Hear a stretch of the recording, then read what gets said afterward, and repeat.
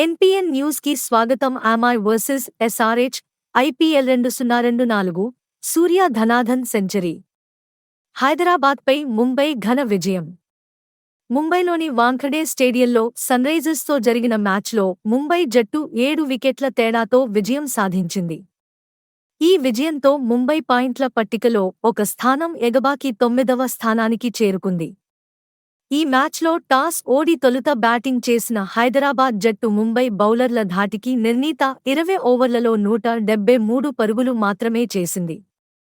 అనంతరం ఈ లక్ష్యాన్ని ఛేదించేందుకు బరిలోకి దిగిన ముంబై ఆరంభంలోనే 3 ముఖ్యమైన వికెట్లు కోల్పోయి కష్టాల్లో పడింది.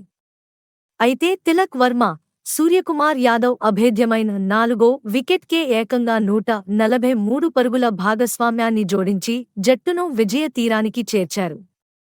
సూర్యకుమార్ సెంచరీ, 51 బంతుల్లో 102, 12 ఫోర్లు, 6 సిక్సర్లు చేయగా తిలక్ 37 పరుగులతో నాటౌట్గా నిలిచాడు. హైదరాబాద్ బౌలర్లలో భువనేశ్వర్, మార్కో, కమిన్స్ తలో వికెట్ తీశారు.